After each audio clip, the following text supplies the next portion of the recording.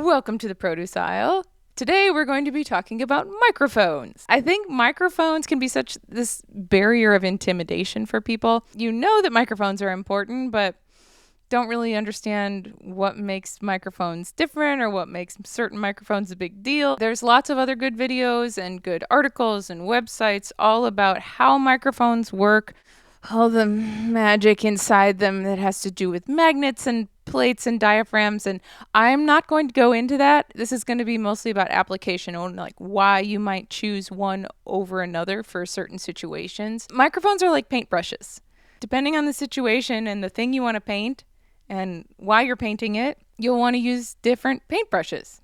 Like you wouldn't want to use a watercolor paintbrush to paint a house. We wouldn't want to use a kick drum microphone as a vocal mic. There's better choices for capturing the nuances of the human voice. I'm going to talk about 4 different types of microphones, but really it's mostly down to 2 for me personally. Let's talk about dynamic microphones. This is the classic ice cream cone SM58 by Shure. I feel like every sound engineer ever, everywhere, has one of these because they're good. It is beloved because it is very rugged. Dynamic microphones tend to be more sturdy. So for live performances, and if you're in a touring band and hauling gear around, you may not want something so delicate. Dynamic microphones don't need any phantom power. What that is, they don't need an outside power source. It's the sound itself that triggers the microphone to turn the physical sound waves into electrical energy. That's dynamic microphones. Next up is condenser microphones. These are much more sensitive. These require phantom power. They're a little bit more fragile than dynamic microphones. They are just a lot more sensitive and pick up more nuance. Really, really good for vocals and any other human voice range instrument. Saxophone, violin, guitar. They come in 2 flavors. There's the large diaphragm and small diaphragm condenser mics. The large diaphragm condenser mic is like this MXL 990. Also, this Behringer B2 Pro. Good for vocals. They pick up a wider frequency range. Then there's small diaphragm microphones, and this is an MXL 991. They're the little instrument mics. Ribbon microphones is just a different sort of diaphragm shape. So the way that it physically captures sound is different. They tend to be, from what I've read, very persnickety and really fragile. So they break easily and they're not easy to find. They're kind of expensive. They supposedly capture a very natural and slightly dark character. That's a quote from the wonderful website by Arthur Fox, mynewmicrophone.com. Man, I learned a lot on that website. Contact microphones. These are really neat. They don't capture sound through airwaves like all of these other microphones do. They capture it directly from physical contact, being stuck to the surface of an instrument or other resonant thing.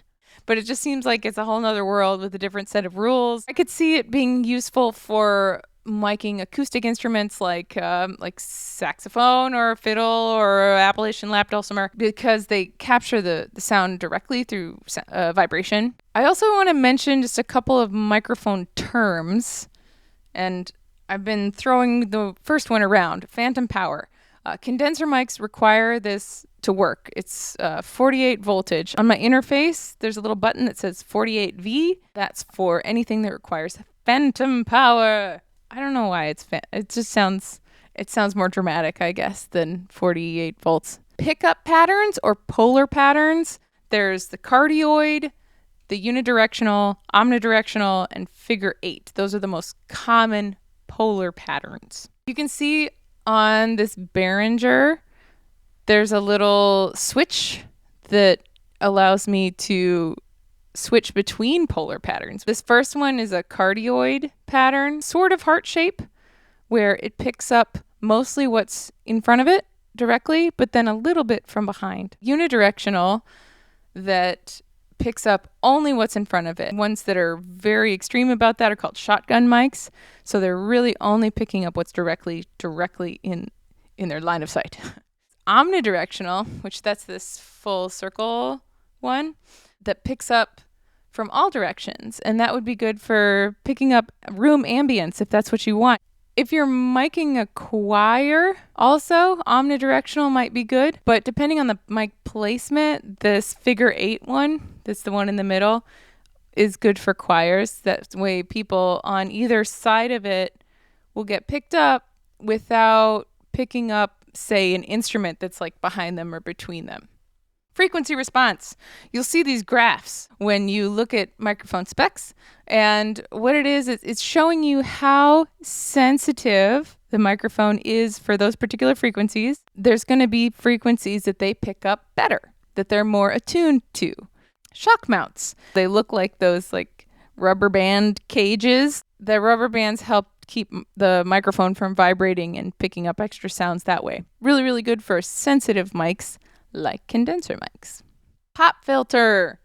Pop filters come in a couple of different varieties. Mesh screen on a gooseneck thing. You've seen these. But also you can have like windscreens like this or like this black foam. It's also acts as a pop filter a little bit. What that is for is to prevent the mic from clipping out at plosives, which in English, the plosives are like the P's and the D's and the K's and also D and G and B.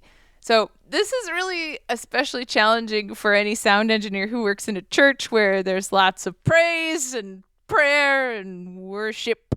I hope that helped to answer some of the questions you may have had about what sort of mic should I get for what I am trying to do. I really hope I answered that. There's so much creativity that goes into choosing a mic. They are really like paintbrushes. So try out all the microphones that you can get your hands on, finding your go-to instrument mic and your go-to vocal mic. Sometimes that can do double duty too. I'm a big fan of the Adam Ivy saying, use what you have until what you have pays for what you want. And that goes for microphones too. The microphone that you may already have may have a lot of capabilities that you haven't even tapped into yet. I hope that this helps you to feel more creative with what you already have and more empowered to go out and look for new things that might work for you. Have a wonderful whatever time of day it is for you, and I will see you next time. Bye for now.